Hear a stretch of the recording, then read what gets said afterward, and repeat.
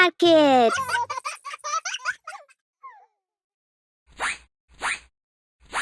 Subscribe to watch more videos. कौन सा असली फूल है?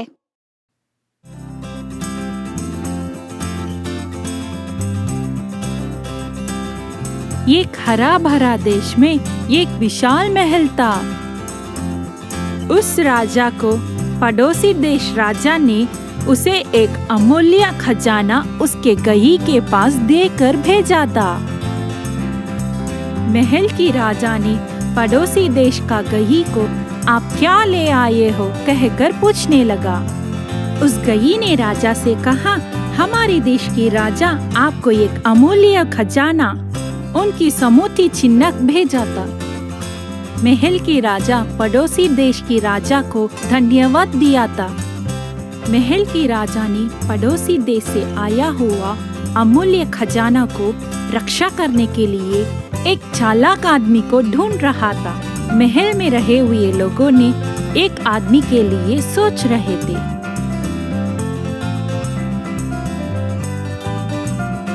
महल की राजा ने इस काम को मंत्री का बेटे को देखने के लिए चुपचाप सोचा था। तब कवि ने कहा, मंत्री का बेटे से भी इस गांव में एक चालाक आदमी है। महल में सभी लोग ने पूछने लगा, क्या मंत्री के बेटे से भी कोई चालाक आदमी है? राजा ने कवि से पूछा, वो कौन है? तब उस कवि ने बोला, मुझे पता है उस आदमी। बहुत गुस्सा हुआ मंत्री ने कहा, मेरे पुत्र से इस गांव में कोई चालाक नहीं है, इस काम मेरी पुत्र को ही देना चाहिए कहने लगा। राजा ने कहा, आप लोग क्यों इतना गुस्सा होते हो? उन दोनों को बुलाकर आओ, मैं एक परीक्षा रखता हूँ। महल के लोगों ने राजा ने क्या परीक्षा रखेगे कहकर सोचने लगे। मंत्री का बेटा ने खेलने के बाद घर आ पहुंचा। गुस्से से हुए मंत्री को देखकर बेटा ने पूछा, पापा अब क्यों इतना गुस्सा हो? महल में हुए कवि ने मुझे बहुत गुस्सा बना दिया कहने लगा। उस कवि ने क्या किया कहकर उस लड़का ने पूछने लगा।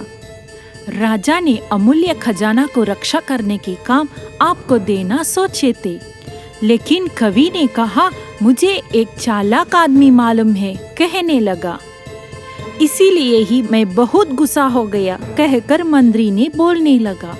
मंत्री ने कहा, आप ही इस राजा की परीक्षा में जीत चाहिए कहने लगा। मंत्री के बेटा बोला, ठीक है, जीत हमारी है। कवि बोले हुए लड़के को ढूंढने गांव के अंदर गए थे। उस चालाक आदमी को देखकर उस कवि ने कहा, मैं आपको ही ढूंढ रहा था। उस लड़का ने कहा, क्या बात है, आप क्यों मुझे ढूंढ रहे हो पूछने लगा। कवि ने कहा, राजा ने एक अमूल्य खजाना को रक्षा करने के लिए एक आदमी को ढूंढ रहे हैं, इसीलिए मैंने आपके नाम राजा से बोला था। चालाक आदमी ने अब मैं क्या करूं कहने लगा। अमूल्य खजाना को रक्षा करने के लिए मंत्री का बेटा भी इस परीक्षा में आता था, इसीलिए आप भी तुम इस परीक्षा में आना चाहिए।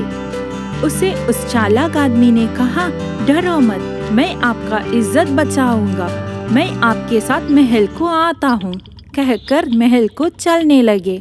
राजा ने कहा, अमूल्य खजाना को रक्षा करने के लिए ही इस परीक्षा मैं रखता हूँ। उन दोनों ने इस परीक्षा के लिए मान लिए। राजा ने कहा, मैं दोनों को एक परीक्षा रखूंगा, जो जीतता है वही खजाना की रक्षा करेगा।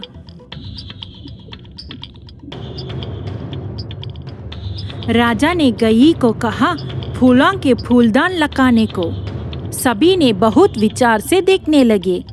राजा ने इस फूलदान से असली फूलदान कौन सा करके ना छीने को देखकर बोलने कहा।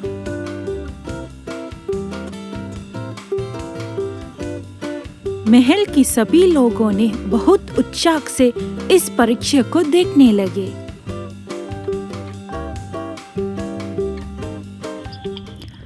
चालाक आदमी ने इस फूलदान से कौन सा असली फूल है कहकर सोचने लगा।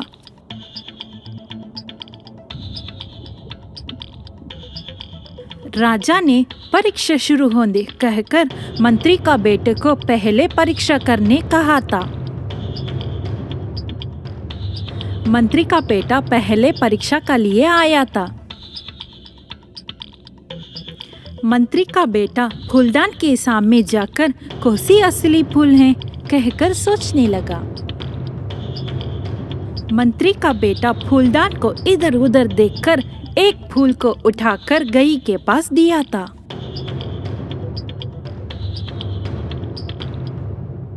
और दूसरा उस चालाक आदमी को परीक्षा करनी शुरू कर दिया। उस आदमी ने फूलदान के सामने आकर कौन सा असली फूल है कहकर सोचने लगा। उस चालाक आदमी ने राजा से एक मदद मांगा। राजा ने पूछा क्या मदद चाहिए। उसे उस आदमी ने कहा सभी मुझे हुए खिड़कियां को खोल दो। उसे राजा भी कहा सारे खिड़कियां को खोल दो।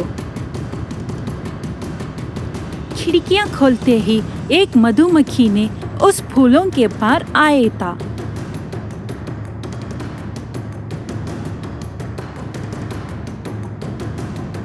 उस मधुमक्खी ने असली फूल के ऊपर आकर शहद पीने आया था।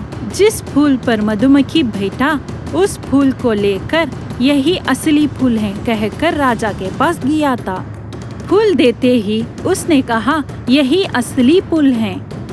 उस चालाक आदमी का ही जीत है कहकर राजा ने बोलने लगे। क्या बच्चे लोग, आप इस कहानी से क्या सीखे हो? चालाकी से ही जीत है।